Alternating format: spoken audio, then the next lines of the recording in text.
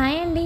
ఈరోజైతే మేము జొన్న రొట్టె చేసుకున్నాం అనమాట. ఎలా చేసుకోవాలో చూపిస్తున్నాము. సో ఫస్ట్ జొన్న పిండి తీసుకొని దాంట్లో కొంచెం ఉప్పు వేసి ఒక పక్క వేడి నీళ్ళు వేడి చేసుకున్నాం కదండి, అవి వేసుకొని మంచిగా కలుపుకొని మిశ్రమం పక్కకు పెట్టుకున్నాక జొన్న పిండిది ఆ టైంలో మనము సొరకాయ కూర చేసుకుంటున్నాం అనమాట అండి. జొన్న రొట్టెకి వేడి వేడి సొరకాయ కూర సూపర్ ఉంటుంది. అది కూడా మా చెట్టుకు వచ్చిన సొరకాయతోనండి. సో మా మమ్మీ జొన్న రొట్టె చేస్తుందండి, జొన్న పిండి కలిపి. సో జొన్న రొట్టెని ఇలా చేసుకున్నాక కాల్చుకోవాలి. సో పెనం మీద వేసి కొన్ని నీళ్ళతోని తడపాలి రొట్టెని. సో అట్లయితేనే ఇంకో సైడ్ కూడా మంచిగా కాలుతుందని మా మమ్మీ చెప్పింది. సో నేను కూడా ఇప్పుడిప్పుడే వంటలు నేర్చుకుంటున్నానండి, హెల్ప్ అవుతుందని వీడియోస్ తీస్తున్నాను. మీకు కూడా హెల్ప్ అయినట్టు అనిపిస్తే కంపల్సరీ సబ్స్క్రైబ్ చేసుకొని వేరే వాళ్ళకి షేర్ చేయండి. కుకింగ్ వీడియోస్ ఉంటాయండి అండ్ బేసిక్ కుకింగ్స్ ఉంటాయి మన దాంట్లో.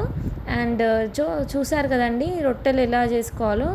ఇలా రొట్టె పిండి కలుపుకున్నాక దాన్ని మంచిగా మళ్ళీ రొట్టెలాగా చేశాక మళ్ళీ కాల్చుకోవాలి. సో రొట్టె